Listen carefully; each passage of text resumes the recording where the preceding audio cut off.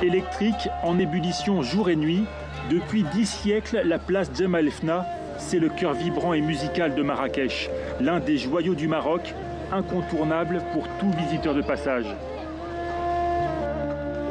Sauf qu'aujourd'hui, la place Jemaa el Fna, c'est ça, une esplanade vidée de tout, de ses échoppes, de ses charmeurs de serpents, ses musiciens et ses touristes.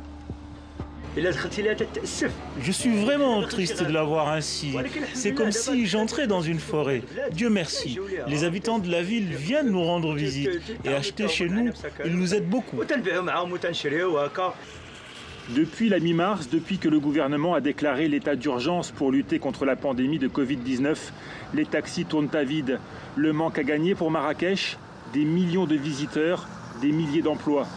Les hôtels restent fermés, les cafés sont vides et dans le labyrinthe du souk, ceux qui n'ont pas baissé leurs rideaux tuent le temps.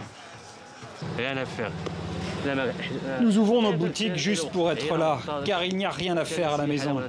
Nous sommes fatigués, il n'y a pas de tourisme. La plupart des boutiques sont fermées. Nous espérons que les responsables viennent nous voir, car personne ne l'a fait. Nous souffrons en silence. L'activité à Marrakech, et notamment à Marrakech, mais spécialement sur tout le Maroc, du tourisme a complètement arrêté.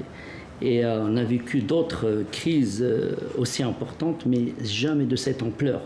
11 septembre, attentat, crise de 2008, touché à plusieurs reprises ces 20 dernières années, le secteur du tourisme s'est toujours relevé au Maroc. Mais il sera beaucoup plus difficile de surmonter les effets de cette pandémie. Le gouvernement a bien annoncé la réouverture des frontières sous conditions, mais avec plus de 2000 cas quotidiens enregistrés ces derniers jours, le royaume fait face à une nouvelle flambée des contaminations. Marrakech étouffe et ne voit pas le bout du tunnel.